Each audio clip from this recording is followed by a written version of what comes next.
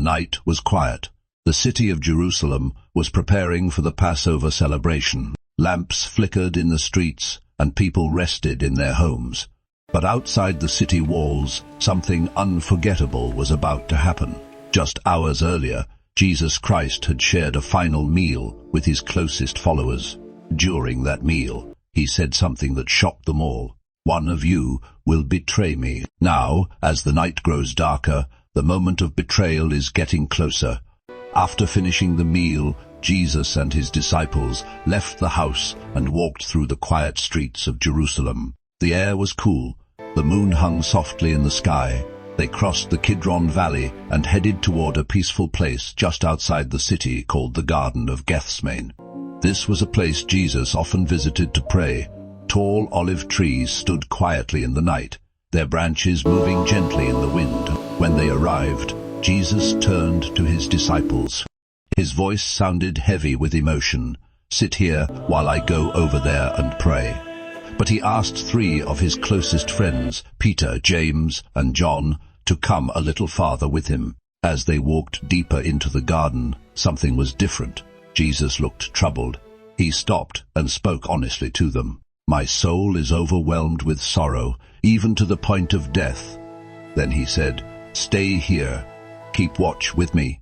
Jesus walked a short distance away and fell to the ground in prayer. For the first time, the disciples saw him in deep agony. He prayed to God the Father, "My Father, if it is possible, may this cup be taken from me, yet not as I will, but as you will." Jesus knew what was coming. He knew he would soon suffer and die. Still, he chose to obey God. After praying, he returned to the disciples, but when he arrived, he found them asleep. They had been too tired to stay awake. Then he said something important. "Watch and pray so that you will not fall into temptation. The spirit is willing, but the body is weak." Jesus went away again to pray. Once more he poured out his heart to God. "My Father, if this cannot pass unless I drink it, may your will be done." Again he returned. Again the disciples were asleep. Their eyes were heavy with exhaustion. For a third time Jesus prayed, and this time his decision was clear. He would follow God's plan completely. When he came back to the disciples again, he woke them and said, "The hour has come." Then he added quietly, "Look, the one who betrays me is here." Suddenly, lights appeared in the distance. Torches flickered through the darkness. A large crowd was approaching the garden. Among them were soldiers and religious leaders. Leading the group was one of Jesus' own disciples, Judas Iscariot. Earlier that night, Judas had agreed to betray Jesus in exchange for 30 silver coins. He had already arranged a signal with the soldiers. He told them, "The one I kiss is the man you want. Arrest him." Now, Judas walked straight toward Jesus. He greeted him like a friend. "Greetings, Rabbi." Then Judas kissed him.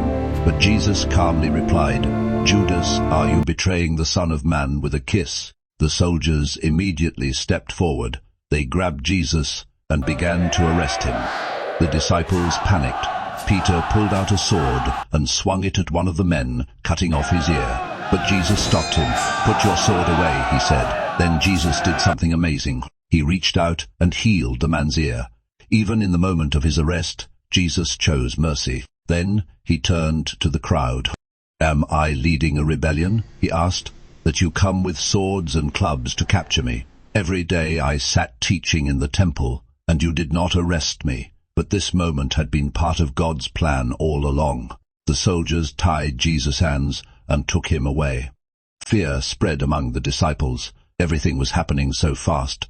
They didn't understand what was going on. The man they believed was the Messiah was now being arrested like a criminal. One by one, the disciples ran away into the darkness. Jesus stood alone. He was led away toward the city to face trial. But even in this moment of betrayal, Jesus remained calm. He knew something the others did not yet understand. This painful night would lead to something far greater. The Garden of Gethsemane teaches us powerful lessons. First, it shows us the humanity of Jesus Christ. He felt sorrow, fear, and pain, just like we do, but instead of running away from difficulty, he trusted God. Second, it reminds us that even when others fail us, God's plan continues. Jesus was betrayed by a friend, abandoned by his followers, arrested by enemies, yet he still chose love and forgiveness.